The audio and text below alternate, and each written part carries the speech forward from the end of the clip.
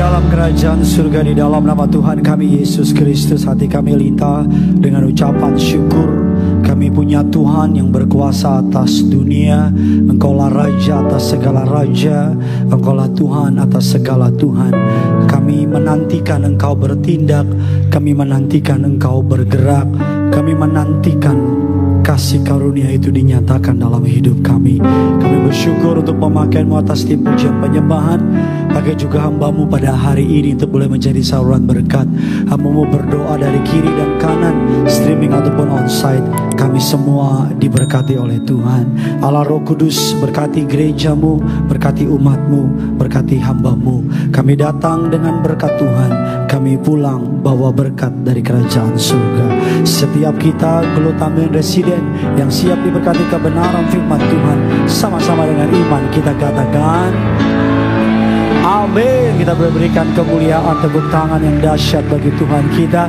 Silakan duduk kembali saudara.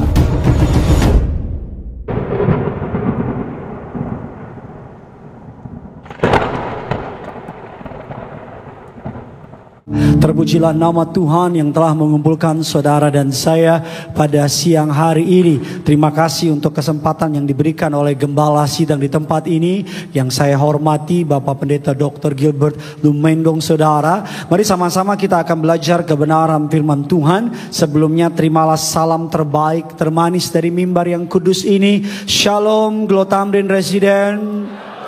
Bisa lebih kompak, lebih semangat lagi dong. Shalom. Shalom. Apa kabar semuanya saudara?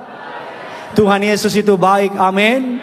Banyak berkat, banyak mukjizat, ada banyak uang saudara. Coba yang bangga punya Tuhan Yesus boleh angkat tangan saudara. Kalau saudara tidak keberatan boleh kasih salam kiri kanan saudara. Katakan kita pasti diberkati hari ini. Bilang saudara, kita pasti diberkati hari ini. Yuk biar ramai gereja ini, kita kasih tepuk tangan dulu yang dahsyat bagi Tuhan kita.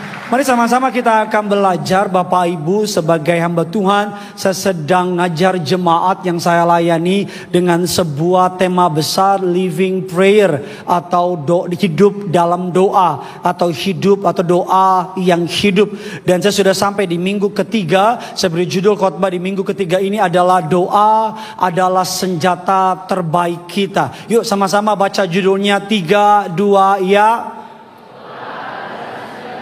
Kurang semangat, lebih semangat lagi. 3, 2, 1 ya. Doa adalah senjata terbaik kita. Hari ini kita akan belajar mengapa dan bagaimana doa yang hebat itu tidak terjawab. Mungkin saudara berpikir, Pak Pendeta saya sudah doa bertahun-tahun, kok Tuhan gak jawab-jawab sih? Pak Pendeta saya udah doa berhari-hari, kok Tuhan gak jawab-jawab sih? Saya lihat orang lain doa langsung dijawab. Saya udah bertahun-tahun. Kadang-kadang kalau kita dengar kesaksian orang di gereja, aduh saya cuman berdoa sebentar, besok langsung ada mukjizat. Kita langsung down saudara. Kita berpikir doa itu kata-katanya harus bagus, harus mendayu-dayu. Sehingga ketika kita dengar orang doanya tuh kayak dia tuh professional prayer gitu saudara. Doanya itu sempurna, ada ayat, ada pembukaan, ada latar belakang masalah, ada kesimpulan. Sehingga kita juga bingung doa apa ya. Ada banyak orang bilang sama saya, Pak Pendeta kalau doa sehari berapa? Ya sekian jam. Hah? Sekian jam? Itu ngapain saya sama Tuhan? Dia ngomong, masa kayang? Nah mari kita akan belajar hari ini Bapak Ibu. Saya akan membahas mengenai mengapa doa kita tidak dijawab dan what should we do ketika doa kita tidak dijawab. Mari kita buka kebenaran firman Allah Daniel 10 ayat 9 dan ke-13. Kitab Daniel 10 ayat 9 dan ke-13. Yang sudah di sana sama-sama dengan saya katakan saya pasti diberkati. Saya baca ayat 9, saudara baca ayat 10, demikian seterusnya. Lalu ku dengar suara ucapannya, dan ketika aku mendengar suaranya itu, jatuh pingsanlah aku tertelungkup dengan mukaku ke tanah. 10 silakan.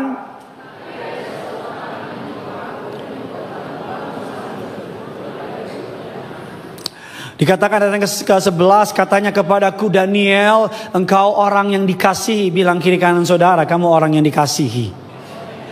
Camkanlah firman yang kukatakan kepadamu dan berdirilah pada kakimu, sebab sekarang aku diutus kepadamu. Ketika hal ini dikatakannya kepadaku, berdirilah aku dengan gemetar. 12 silakan.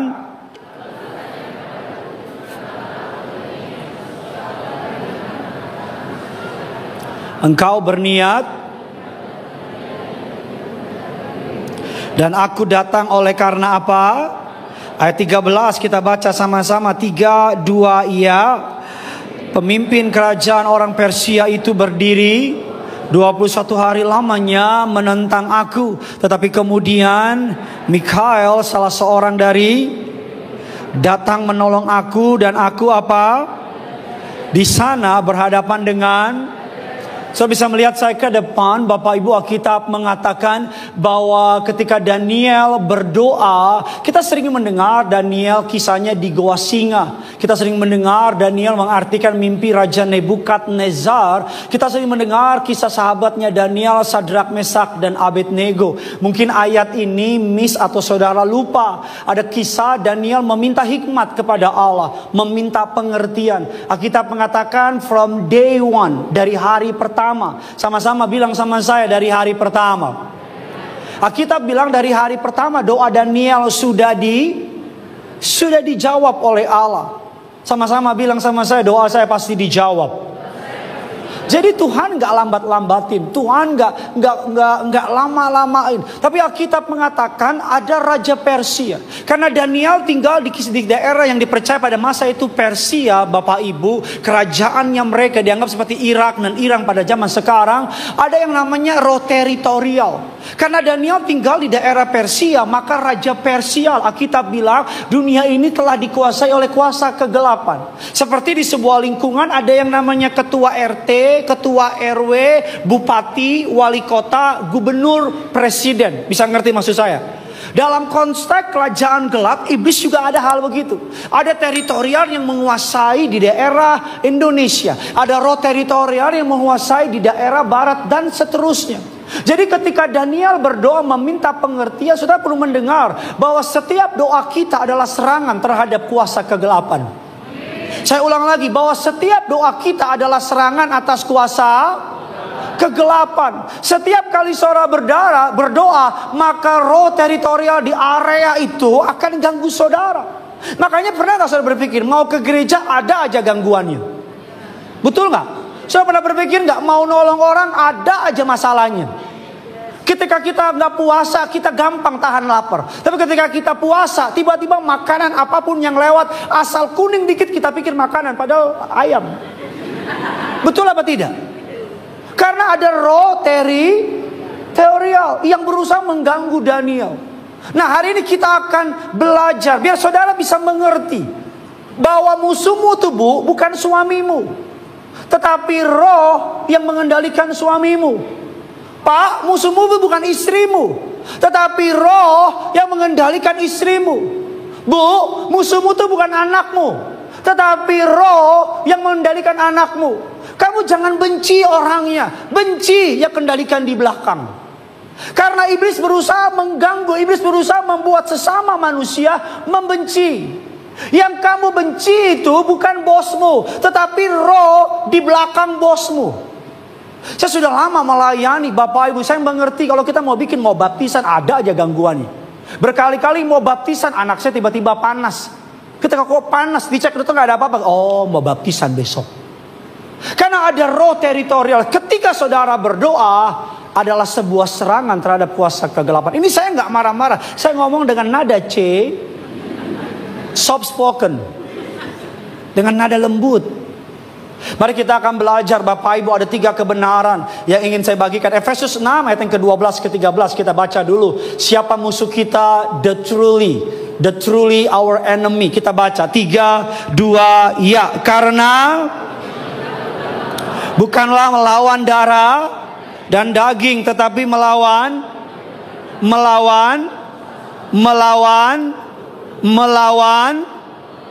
roh-roh jahat. Di mana? Ayat 13, sebab itu supaya kamu dapat mengadakan dan tetap berdiri sesudah kamu apa? Sama-sama bilang sama saya, musuh saya bukan manusia. Coba tengok istrimu, Pak. Jangan istri orang, Pak. Berantem itu pasti, Pak. Musuh kita bukan suami, bukan istri, bukan anak. Tapi kuasa jahat yang kendaliin mereka. Ada 3 kebenaran yang ingin saya bagikan sama saudara. Saudara siap untuk diberkati? Saya senang bisa kembali melayani di tempat ini. Saya kangen sama saudara. Dari diam saudara-saudara gak kangen sama saya. Yang pertama, mari kita belajar bagaimana saudara bisa mengerti memenangi peperangan. Saudara perlu mengerti bahwa orang Kristen bukan meraih kemenangan, tapi kita berjuang dari kemenangan. Karena Tuhan kita sudah. Tetapi setiap kali kita di upacara bendera, selalu kan begini kan yang pemimpin upacara, mengisi kemerdekaan. Bisa ngerti maksud saya? Udah merdeka sih, tapi kan bukan berarti tidur-tiduran doang kan. Artinya ada things to do. Ada hal yang perlu kita lakukan. Yang pertama, bagaimana kita bisa menang dan tanda kutip mengisi kemerdekaan kita. Yang pertama adalah pray with awareness. Berdoa dengan sebuah kesadaran. Sadar apa? Kita di tengah-tengah medan perang. Sadar apa? Bahwa setiap hari iblis mengadakan raker. Apa itu Pak Pendeta? Rapat kerja. Iblis akan menyusun rancangan untuk jatuhin rumah tanggamu. Iblis akan menyusun rancangan untuk jatuhin bisnismu. Iblis akan menyusun rancangan untuk menjatuhkan kesehatanmu. Iblis akan membuat lemah motivasimu melayani. Iblis akan bikin kamu kecewa sama pendetamu. Iblis akan bikin kamu kecewa sama rumah tanggamu. Iblis akan bikin kamu pahit sama hidupmu. Makanya kamu perlu menyadari bahwa walaupun secara kasat mata kelihatannya semuanya damai-damai saja, tetapi di alam roh setiap hari iblis menyiapkan jebakan, kepahitan, kebencian, tawar hati, kekhawatiran, ketakutan, and the blah, dan lain-lain. Amin kayak apa kayak gitu. Gua terbang juga nih. Amin. Setiap hari iblis pengen kita jatuh. Makanya pray with the awareness. Doa dengan sebuah kesadaran bahwa musuhmu iblis, Alkitab bilang, mencari, menjelajah seperti singa yang mengaum-ngaum, mencari mangsa yang dapat. Saya suka banget bahasa Indonesia bilang dapat ditelannya. Berarti ada yang dapat ditelan, ada yang tidak dapat. Yang dapat ditelan adalah orang yang berpikir everything's good. Maka sudah pikir, sekarang film-film setan dibikin lucu-lucu setannya. Betul tidak? Setannya dibikin imut-imut. Biar apa? Biar kita berpikir setan itu lucu. Padahal kenyataannya gak ada lucu-lucunya. Yang lucu orang percaya setan itu lucu. Dia lucu banget itu. Kita buka ayatnya. Saudara diem, saudara bikin saya mulai gak percaya diri. Saya percaya, saya gak benci saudara. Saya benci setan yang bikin saudara diam. Efesus 6 ayat yang ke-18. Yuk kita baca sama-sama dengan semangat. 4, 5, 3, 2, ya. Dalam berjaga-jagalah di dalam dengan permohonan yang apa? Untuk segala Bapak Ibu orang apa? Saya suka banget kita bilang berdoalah setiap waktu. Bukan hanya dalam setiap waktu, tetapi di dalam. Jangan lihat saya, apa tadi situ ayatnya? Saya tahu saya memang ganteng. Di dalam. Jadi maksud dari ayat gini loh. Kamu tuh bukan hanya doa dengan emosi. Ada orang doa cuma emosi. Emosi aja dikedepankan. Emosi aja dikedepankan. Bahasa kasarnya gini. Doanya tuh salah sasaran. Ini musuhnya yang dibom di sini. Iblis pengen kamu begitu. Doa bukan soal durasi lamanya. Tapi doa soal tajam gak doamu. Amin. Kamu tuh jangan cuman. Ada banyak orang salah berperang. Salah doa, salah jawaban. Salah doa, salah hasil. Bisa ngerti maksud saya? Bahwa bukan dipimpin oleh emosi. Tapi saudara bisa ngerti bahasa kerennya discerning spirit. Bisa tahu membedakan Tuhan mau gerak kemana. Berapa tahun yang lalu saya khotbah di daerah Cawang. Setiap minggu. Dalam khotbah saya ketemu sama bapak-bapak. Yang ngomong gini, Pak Pendeta khotbah katanya doa kita dijawab Tuhan. Gak ada dijawab Tuhan, bohong ah. Asal tiap minggu soal mana doa saya gak dijawab, mana gak dijawab. Berapa minggu kemudian Pak Pendeta doa suruh spesifik, sudah spesifik. Saya tanya, Bapak minta apa sih memang? Saya minta sama Tuhan, udah 2 tahun mobil warna merah. Ini beneran loh, saya bisa tanya tim saya. Mobil warna merah, nggak dikasih sama Tuhan, nggak ada lah Tuhan itu. Tiap minggu gitu kayak ngeledek gitu. Sehingga berapa waktu saya ketemu sama dia, karena saya pendeta yang tidak sombong, rajin menabung dan suka menolong. Dia ngomong yang sama, saya iseng aja setiap pertanyaan cuma basa-basi, tapi Roh Kudus tuntun. Saya tanya gini, Pak, mau tanya dong, rumah Bapak di mana sih? Itu loh Pak, Cawang Bawah. Disebutin sebuah daerah. Oh, saya tahu rumah itu yang banjir dan daerah selam. Terus saya tanya, rumah Bapak mobil bisa lewat? Boro-boro mobil Pak Pendeta. Orang aja jalan senggol-senggolan. Oh, saya tanya lagi, rumah sendiri apa udah ngontrak? Boro-boro rumah sendiri Pak Pendeta. Ini udah hampir 6 bulan belum bisa bayar. Saya tanya terakhir lagi, Bapak bisa nyetir? Enggak bisa Pak Pendeta. Saya mau tanya, orang itu yang kalau nggak dijawab Tuhan, yang salah dia apa orang itu? Kalau Tuhan kasih dia mobil, mau taruh di mana tuh mobil? Itu siapa yang nyetir? Harusnya orang itu doa yang pertama minta apa? Otak.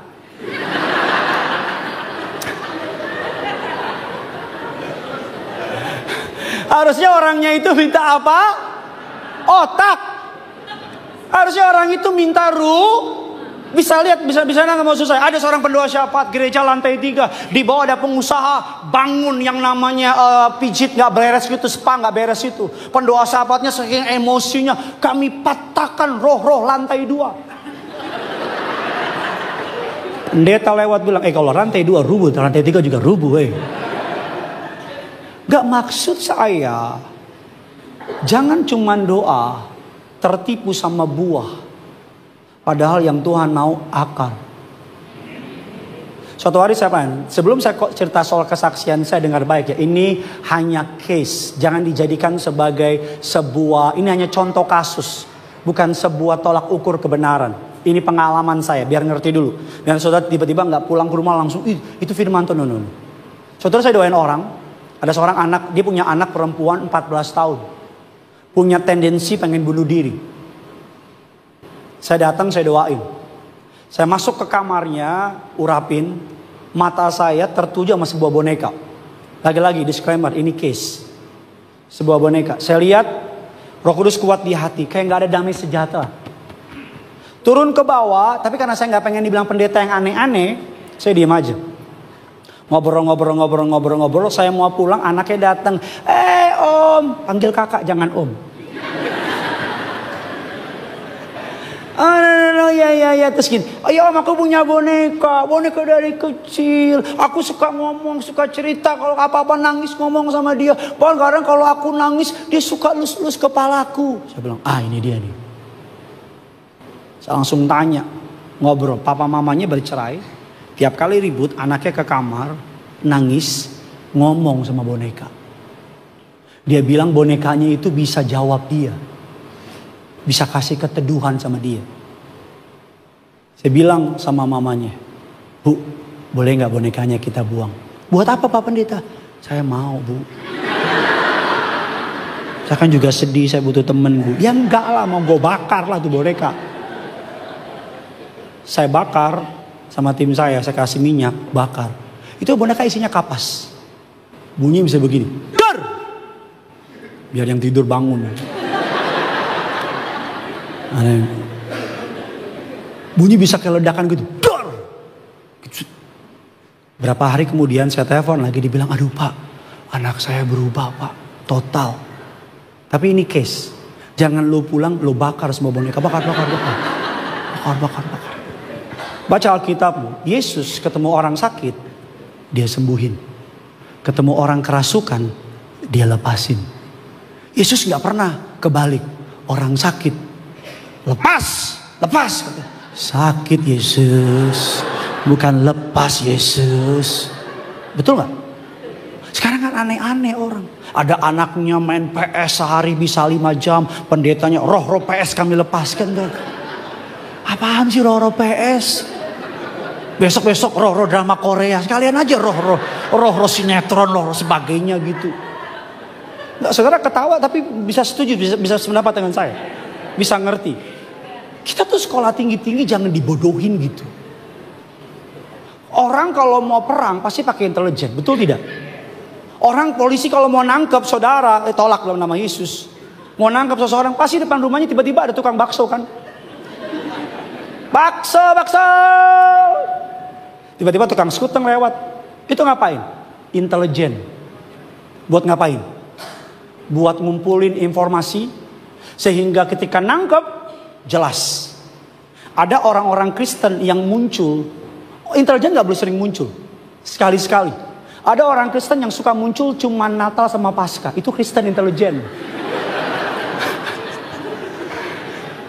Kok baru muncul? Intelijen gak boleh terlalu kelihatan.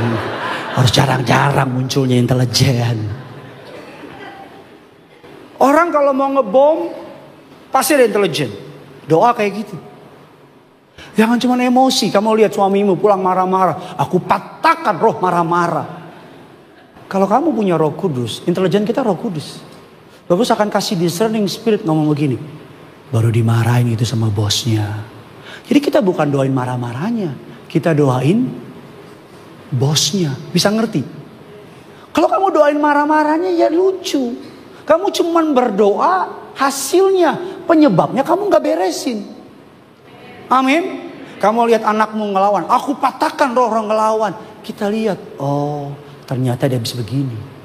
Itu yang saya bilang, prayer with awareness. Dengan sebuah kesadaran, awareness. Kita perlu tahu Tuhan sedang buat apa, katakan amin. Kita perlu mengerti musim sedang berjalan apa, katakan amin. Yang pertama Bapak Ibu, awareness apa? God awareness. Sadar siapa Tuhan dan apa yang Tuhan sedang kerjakan. Makanya doanya beda. Kalau kita tahu Tuhan kita berkuasa, kita akan berdoa penuh kuasa. Amin. Yang kedua Bapak Ibu adalah self awareness, sadar diri. Kalau doa lihat, Tuhan aku pengen kaya. Roh Kudus ingetin, buat apa kaya?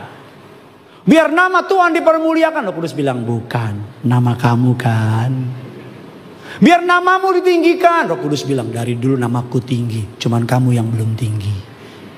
Tuhan, orang Kristen suka gitu yang kalau doa kan setengah doa setengah ngancam. Oh kalau ini gak berhasil, namamu akan dipermalukan. Saya mau bilang nama Tuhan tidak pernah dipermalukan. Nama kamu yang dipermalukan kalau gak berhasil. Bagaimana kamu doa, kalau Tuhan gak kasih nanti namamu dipermalukan. No, bukan kamu. Kamu bukan takut nama Tuhan dipermalukan.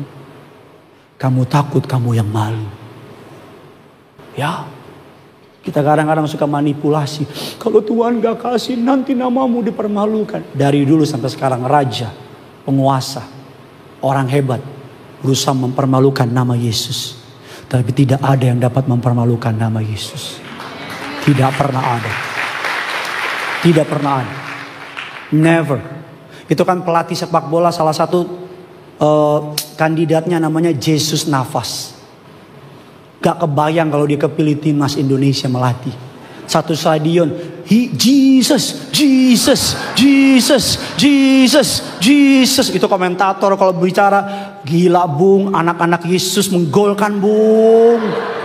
Tapi jangan sampai dia kepilih. Kalau dia kepilih gak berhasil, turunkan Yesus. Mau khotbah apalah hari ini. Itu ada yang dari awal diam aja. Prayer with awareness. Doa dengan sebuah kesadaran. Isunya bukan iblisnya terlalu kuat. Isunya kita gak sadar siapa yang kita perangi. Amin. Sekali lagi saya bilang, musuhmu bukan manusia. Musuhmu roh jahat di belakang manusia itu. Makanya jangan baper. Makanya jangan benci. Yang kedua, mari kita belajar bagaimana supaya doa kita dahsyat, tajam dan luar biasa. Ini kesukaan saya. Yang kedua adalah fasting intensifies the power. Puasa menajamkan doa. Puasa mengkuatkan doa. Bukan berarti doa kurang kuat, tetapi selalu kita dengar istilah doa puasa. Orang puasa nggak doa itu namanya cuma nahan lapar. Dan puasa kekristenan berbeda dengan puasa yang kita kenal. Kita kenal bahwa puasa itu tahan lapar. No. Kalau tahan lapar tapi tetap ngomongin orang, lebih baik pergi ke Lapo pesen babi panggang. Kalau tahan lapar tapi masih tetap jelekin orang, tetap fitnah orang, lebih baik makan aja segera. Banyak orang Kristen bingung puasa Kristen seperti apa. Ada banyak orang menyamakan puasa Kristen dengan puasa yang pada umumnya kita dengar. Hampir banyak mayoritas agama di muka bumi ngajarin soal puasa. Dan hampir semua dokter di muka bumi sepakat bahwa puasa itu bagus buat badan. Betul tidak? Tapi dengar baik bahwa puasa bukan tahan lapar. Puasa adalah tahan lapar untuk tujuan rohani. Bukan tujuan diet. Puasa Bapak Ibu bukan soal waktu. Tapi soal merendahkan diri. Kamu merendahkan diri, mengakui dosamu, bertobat. Itu puasa. Pak Pendeta, saya dilarang dokter untuk berpuasa karena badan saya tidak memungkinkan. Puasa apa yang bisa saya lakukan? Kalau kamu suka sosial media, sehari bisa 4-5 jam, kamu tutup sosial mediamu 4-5 jam, kamu pakai buat doa, itu puasa. Kalau kamu suka yang namanya olahraga golf atau pedal, terpedal-pedal. Kalau kamu bisa pedal bisa sehari 5 jam. Dan kamu, Tuhan saya pengen puasa, saya nggak akan main pedal, tapi 5 jam yang saya pakai buat pedal, saya akan pakai buat cari kamu. Itu puasa. Doa membuat kita terkoneksi sama Tuhan. Puasa memutuskan koneksi dunia sama kita. Saya ulang lagi, doa membuat kita terkoneksi sama Tuhan. Tetapi puasa membuat kita terdiskoneksi sama dunia. Puasa Bapak Ibu akan melatih daging kita. Kenapa Yesus sebelum melayani 40 hari dia puasa? Ada yang tahu kenapa? Karena Yesus sedang mengajar kita, orang yang tidak bisa menguasai dirinya tidak akan mungkin menguasai panggilannya. Saya ulang lagi, orang yang tidak bisa menguasai dirinya tidak mungkin bisa menguasai apa? Panggilannya. From the early church, dari awal Bapak gereja, mereka puasa seminggu 2 kali, Rabu dan Jumat. Bapak Ibu, ada berbagai macam puasa di Alkitab. Ada puasa Esther 3 hari. Saya pernah diundang khotbah, orang pimpin doa puasa 3 hari. Saya di hari ketiga. Dan hari ketiga saya altar call, belum pada buka puasa. Pas maju minta doa Pak Pendeta, dan betul dahsyat. Karena orang puasa 3 hari. Kurasakan kasih-Mu Pak Pendeta. Ada puasa Daniel 21 hari. Ada puasa Daud ketika anaknya mati. Ada puasa yang paling top, Yesus 40 hari 40 malam. Kalau nggak disuruh Tuhan jangan lakuin. Kamu ingin ngalamin Tuhan, kamu 40 hari 40 malam nggak disuruh Tuhan, kamu jumpa Tuhan langsung. Di hari ke-30 kau bilang, aku merasakan hadirat Tuhan. Tuhan bilang, ngana so sampai ngana bukan lagi rasa-rasa, ngana so sampai cuy. Kalau kata orang zaman sekarang meninggoy. Kalau nggak disuruh. Bagaimana puasa yang benar Pak Pendeta? Sederhana. Makan terakhir jam 7 malam. Besok bisa buka jam 1 kalau kuat. Jam 3 kalau kuat. Jam 5. Jam 6 boleh jam 6. Kapan bukanya jam 6? Jangan nunggu bunyi itu. Kau puasa jam 6 pas bunyi. Kita buka. Terus istri mau bilang, lu orang apa sih lu? Ya. Bapak Ibu, seorang hamba Tuhan namanya John Piper mengatakan demikian. Bapak Ibu mengatakan sebuah kutipan yang memberkati. If you cannot say no to your stomach, you will struggle to say no to your sin. Kalau kamu gak bisa bilang enggak sama es campur di mall, gimana bisa bilang enggak sama teman kantor perempuan yang godain kamu?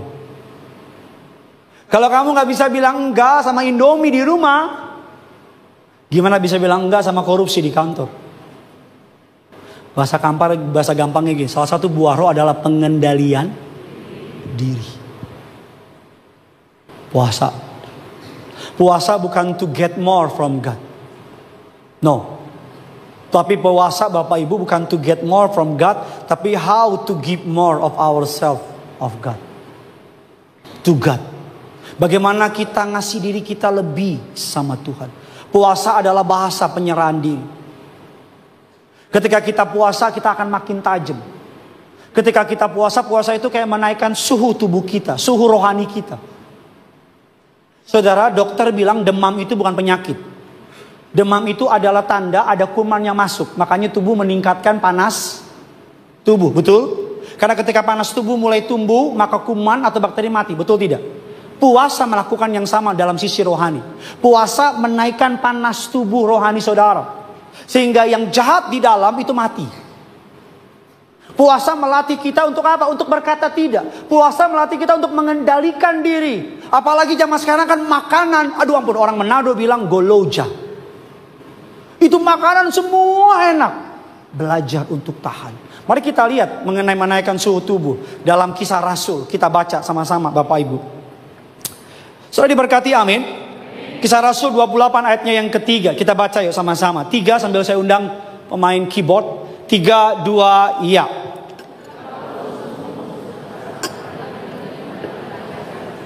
Keluarlah karena panasnya apa?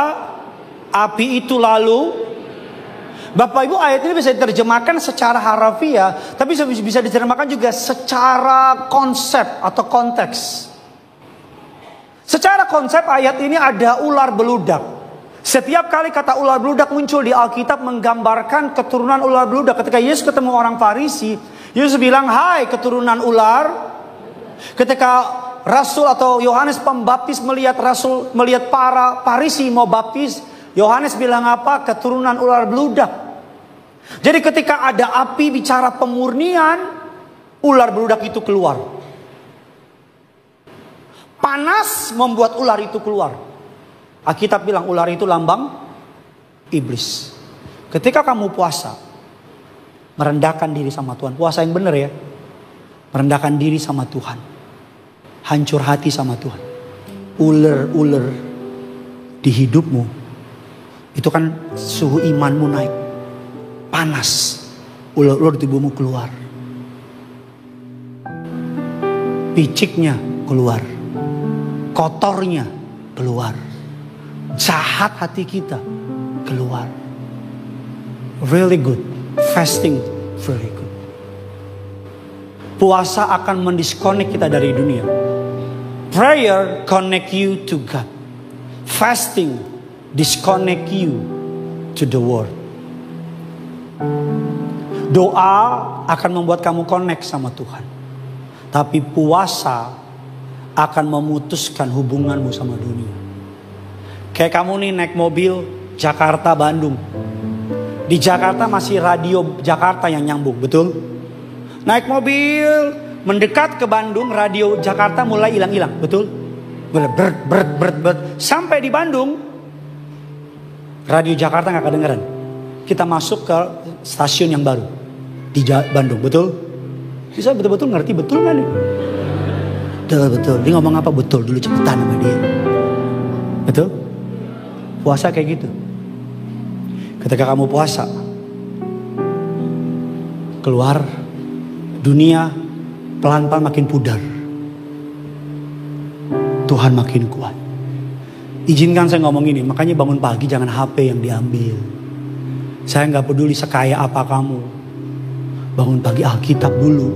Bahkan kalau perlu jangan ngomong sebelum ngomong sama Tuhan.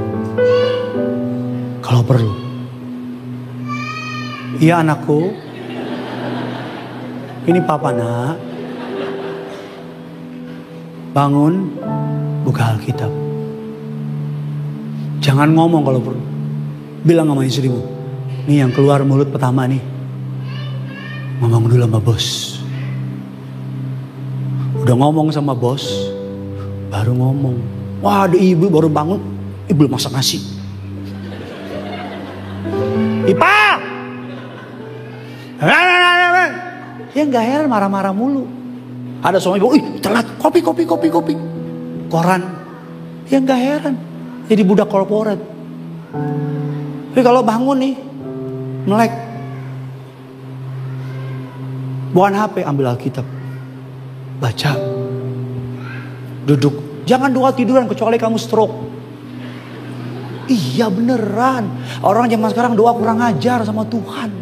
Lu ketemu sama Prabowo gak berani tiduran. Bowo, udah datang Bowo. masuk penjara, betul nggak? Ketemu sama dua orang tiduran. Tuhan, makasih Tuhan. Nah, kalau Tuhan gitu sama lo stres. Tuhan, makasih. Anda apa? Doa tuh posisi yang baik dong. Duduk nih. Duduk, lipet tangan. Doa. Tuhan, makasih udah bangunin aku. Hari ini aku ada meeting. Berkati ya Tuhan. Roh Kudus, tuntun saya hari ini. Berkati istriku, anak-anakku. Aku menyerahkan hidupku ke dalam tangan-Mu. Dalam nama Yesus. Amin. Baru diri. Lo mau IPA? Boleh. Tapi lihat dulu, takutnya IPA lagi doa. Iya. Kok gak ada yang amin? Amin. Mau gak dicoba? Mau gak dilakuin? Kata pertama ngomong buat Tuhan.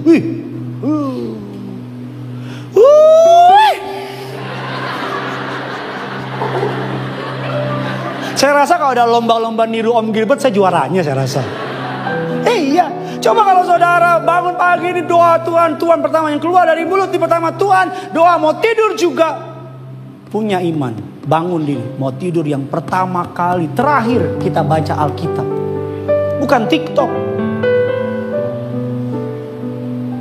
Doa. Kamu coba lakuin itu. Yang ketiga yang terakhir. Perseverance secure the victory.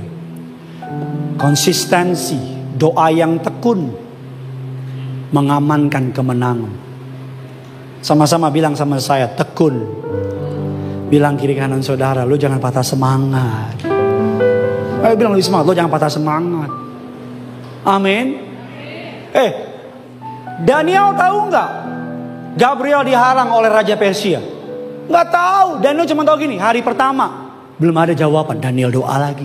Hari kedua belum ada, Daniel doa lagi. Artinya apa? Bisa jadi doamu Tuhan udah jawab, tapi iblis halangin. Doa terus. Yang kedua, doa yang konsisten akan menciptakan momentum kemenangan. Sama-sama bilang sama saya, momentum kemenangan. Saya mau tanya, pohon yang besar akan jatuh gak sekali pukul? Akan jatuh gak sekali pukul? Begitu juga dengan doa. Doa itu kalau pukul sekali gak jatuh, pukul lagi. Sekali doa gak jatuh, doa lagi. Doa terus, pukul terus, pukul terus, pukul terus, pukul terus. Suatu hari kelak pohon yang menghalangi promosi dalam hidupmu akan doa kata orang bijak seperti naik sepeda. Kayu terus, belum sampai. Kayu terus, belum sampai. Kayu terus, ulang naik terus nih. Belum sampai, kayu terus. Belum sampai, kayu terus.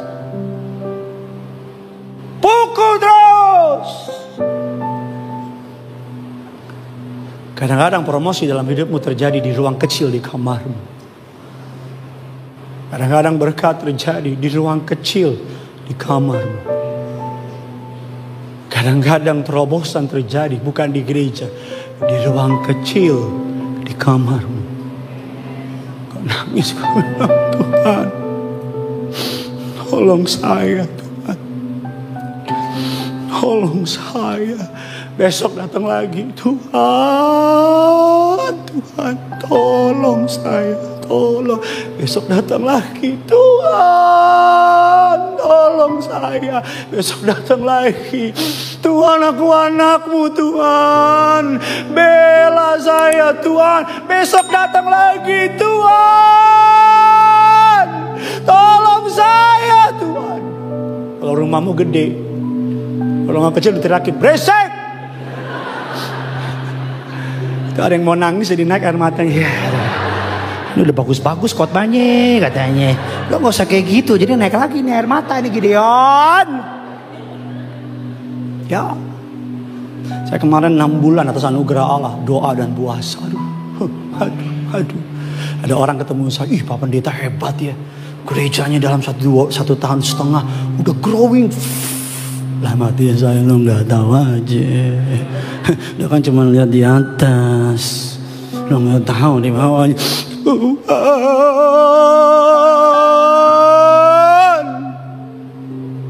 Doa paling enak 2 jam 3, jam 2 malam Pak, Bu. Enak banget itu. Tahu nggak kenapa? Nggak ada saingan. Musuhmu kan lagi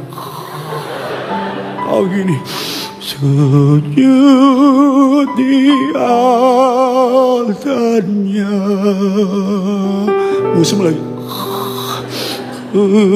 bawa hidupku.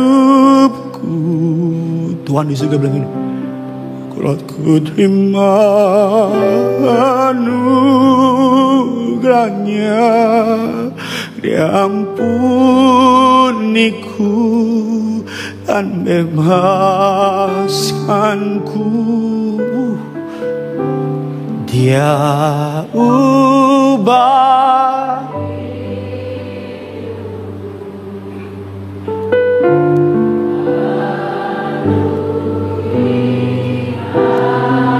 sambil angkat tanganmu dengan iman, kita sepakat sama-sama kita katakan,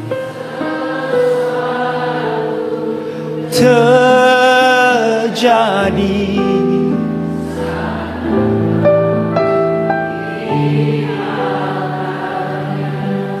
malam-malam kamu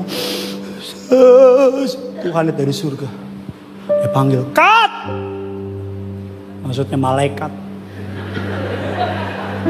bukan cut film habis. Malaikat, siap kata malaikat.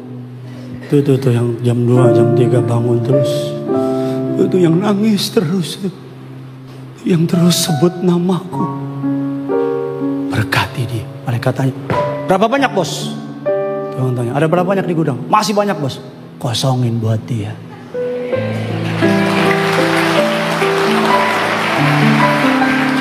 Kalau yang berkat aja amin. Jam 2 jam 3. Wah kalau saya cerita pengalaman saya sama Tuhan ampun. Jam 2 bangun. Ngantuk Tuhan. Melek lagi. Ngantuk. Dibikin mau ke toilet. Di toilet saya udah tahu nih. Ya ayo. Masuk duduk. Baru duduk. Gak ada yang main keyboard. Gak ada yang main keyboard tengah malam. Setan. Ngeri amat. Duduk deh duduk. Di meja saya. Itu. Lutut. Nangis tiba-tiba. Nangis. Saya kan cuma lihat saya di sini keren kan? Keren kan? Kok kayak nggak yakin gitu sih saudara? Saya selalu bilang pendeta-pendeta yang dipakai Tuhan hebat pasti punya jam doa. Nonsen. Para pelayan Tuhan, izinkan saya ngomong ini. Gimana jam doamu? Saya nggak bilang durasi. Sampai saya bicara keintiman. Karena pada akhirnya Tuhan kenal kamu bukan karena kamu melayani. Karena Tuhan bilang apa? Setiap malam Dia hampiri tataku. Setiap malam Dia berlutut di tataku. Setiap malam Dia datang kepadaku. Ada orang besar mau jatuhin kamu, Tuhan bilang no. Setiap malam Dia datang ke dalam hadiratku. Makanya ketika kamu doa, Tuhan bilang gini sama malaikat, aku kenal dia. Dia sahabatku, kata Tuhan. Saya ngomong dari hati saya. Saya ngomong bukan dari teologi, tapi dari hati saya. Kalau enggak karena Tuhan, saya gila jadi pendeta. Karena dunia jahatnya minta ampun. Tapi Tuhanlah, hadirat Tuhan tempat healing terbaik. Amin. Masuk kamar, kunci kamar, nangis. Kalau nggak bisa nyanyi style YouTube, pastikan premium. Lagi kan, sejud saja pipi diri, pipi. Udahan ya. Selamat hari Minggu yang punya surga. Praise the Lord. Meteraikan firman-Mu bertumbuh berakar buah menjadi rema. Kami menyerahkan setiap persembahan umat-Mu ke dalam tangan-Mu. Hamba diberkati, dibantu oleh hamba-Mu Bapak Pendeta Dr. Gilbert Lumendo. Hamba mengucap berkat, berkati beliau bersama dengan istri Pendeta Rendra, bersama juga dengan anak-anak mantu. Berkati gereja-Mu Tuhan, berkenanlah atas gereja ini. Di dalam nama Tuhan Yesus, setiap kita Glotamin residen yang siap memberkati pekerjaan Tuhan, sama-sama dengan iman kita katakan, amin. Kau memberkati saudara.